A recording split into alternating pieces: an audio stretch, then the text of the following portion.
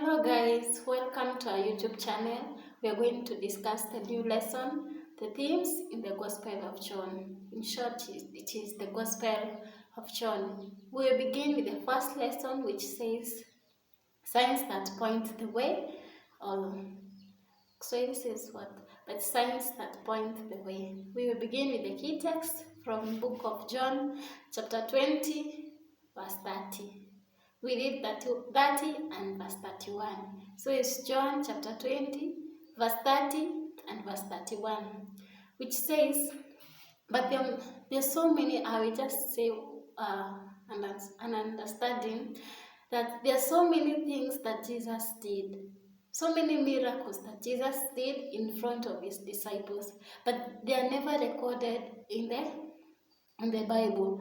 That's what verse 30 says, that there's so many miracles that Jesus did, but they're never recorded anywhere in the Bible. So it doesn't mean whatever is recorded in the Bible is the only thing that Jesus did. He did so many other things that are never recorded in the Bible. Verse 31 says that these whole things were written there, the miracles, the signs. John, the book of John calls them the signs, that they were all written for us to believe, and whoever believes in him shall never perish. So the theme, or the main thing, the reason why John wrote this book of John, it was not just to emphasize on miracles. Furthermore, we have learned another miracles in the other gospel. Remember, we have Matthew, Luke, and Mark, where we have learned other miracles. And therefore, he is not writing it to emphasize, but his aim reason is for us to believe. When you read miracle that Jesus performed, you are able to do, hey, if this man performed this, I have to trust him. He is powerful. So it's written for us to be able to believe. That's the main thing.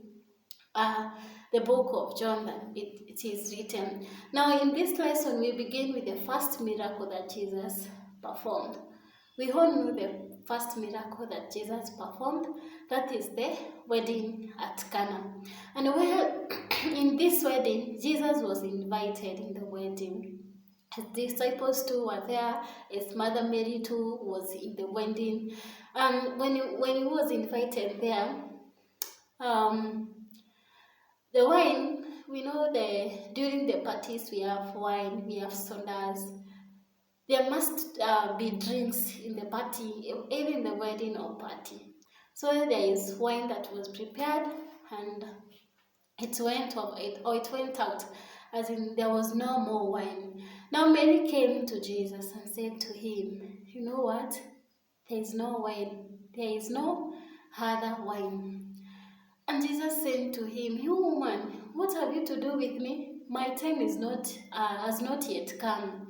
But Mary says to the people around and says, whatever it tells you to do, you just do it. And Jesus told the people to fill waters to the tank, what was there.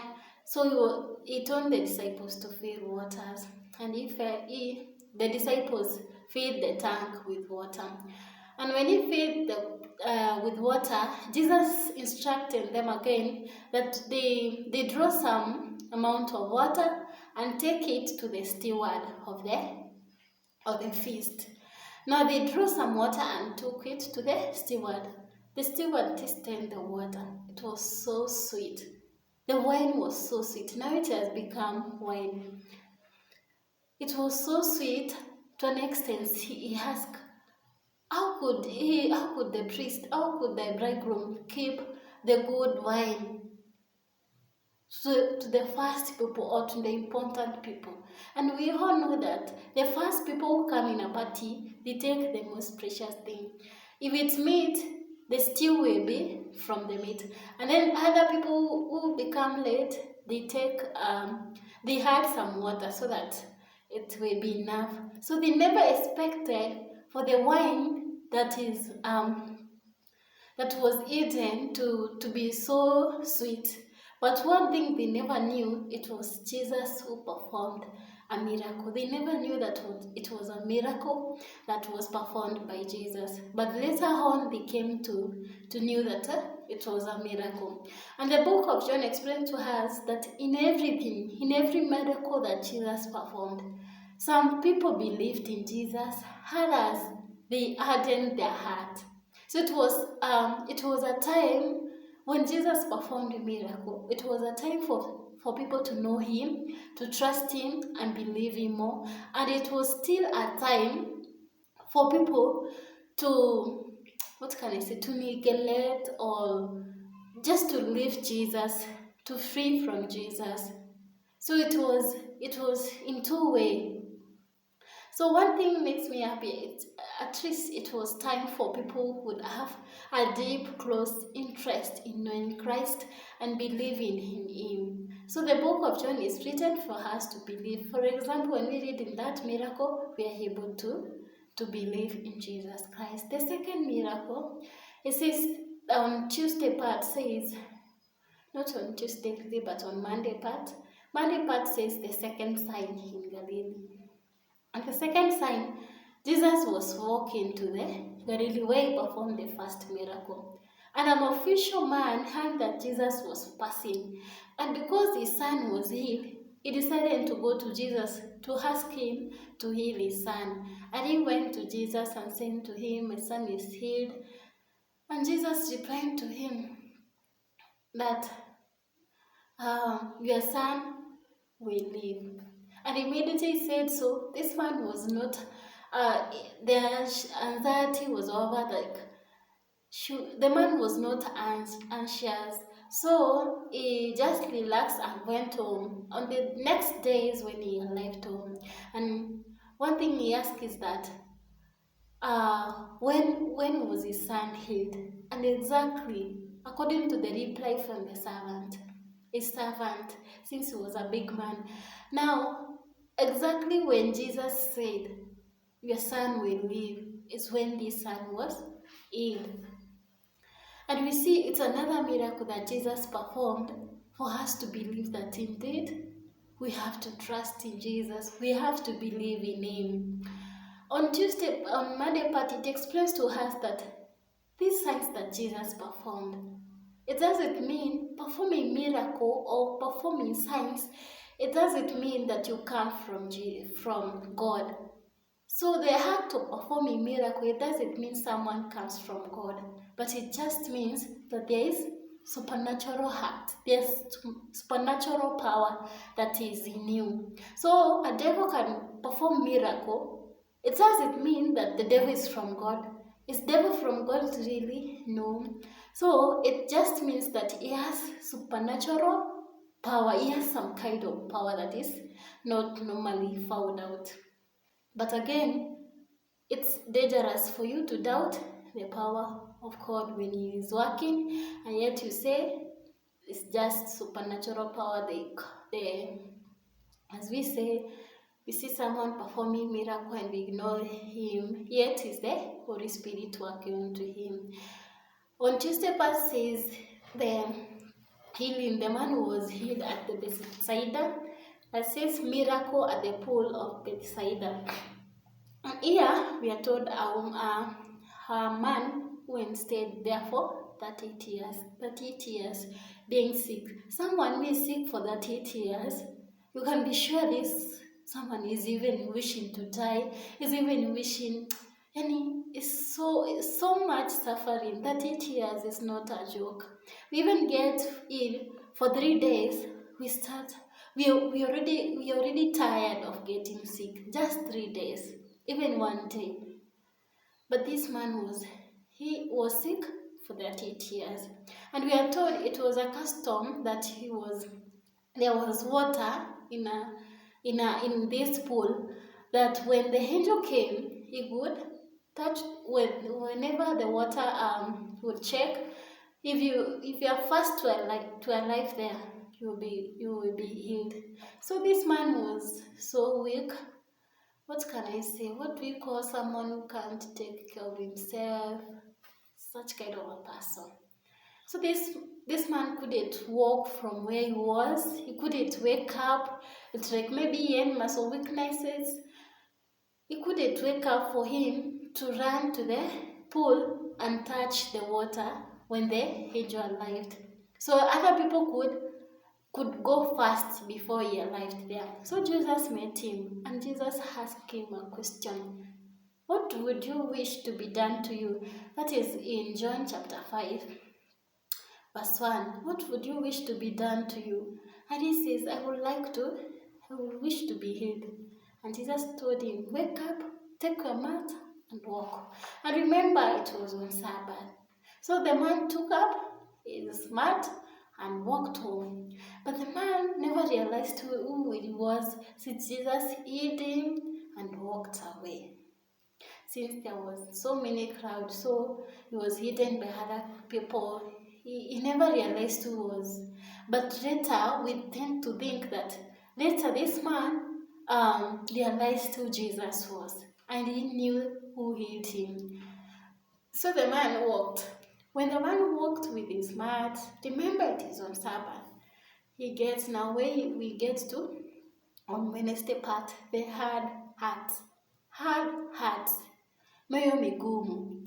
Now we get as the man walked, he met with the Jewish religious leaders, and he told him, why are you in John chapter 5 verse 5, when you start from verse 5, why are you walking with your mat on Sabbath? Are you supposed to carry mat on Sabbath? Remember in those days when we were reading CRE, they said that they had so many rules. I think it was 30 something, or how many was that we read that they had these religious leaders and so many rules. And therefore, you could not carry something on Sabbath. So he told them, I don't know, the man who healed me, he just told me, take your mat and go. So I took my mat and went. So these religious leaders asked him, who is that man? Who is that man encourages people to carry mat on Sabbath?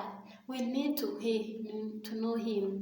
And these religious leaders, they have hard heart. It's because I don't know what could be that, but even as Christians, sometimes we have such hard heart. I think the religious leaders could be happy that this man was healed. This man has been unconscious, has been sick with muscle weaknesses for a long moment. That 8 years is not a joke. And therefore they should be happy that this man was healed. But not at all. They were angry with this man. And they said, finally this man walked away. And it takes us to that's the part Jesus claims. And before we go to that part, remember, later on, this man went to the synagogue since it was on Sabbath. And when he went there, he saw Jesus. He remembered the face of who healed him. And when he saw him, Jesus again, he also met the man in the synagogue and told him, go and sin no more. Because whenever, when you sin again, what will get you? It's to mean that if you sin again, it will be worse. The sickness will be worse. So he just told him, go and sin no more. And the man accepted. And we see later on, when this man realized that it was Jesus, he went to the religious leaders and told them, you know what? That man that healed me, it was Jesus. And these religious leaders were so angry with everything.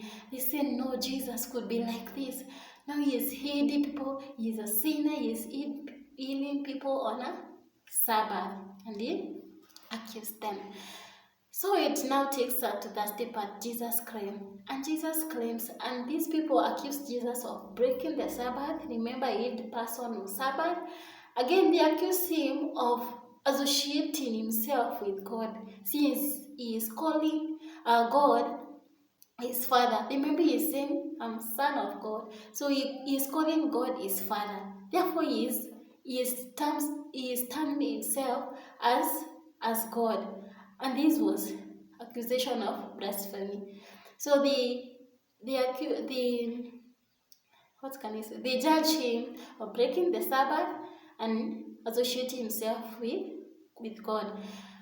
And therefore, Jesus says that my God is working, is still working. Therefore, I also, as his son, am still on working, healing people so that they can rest.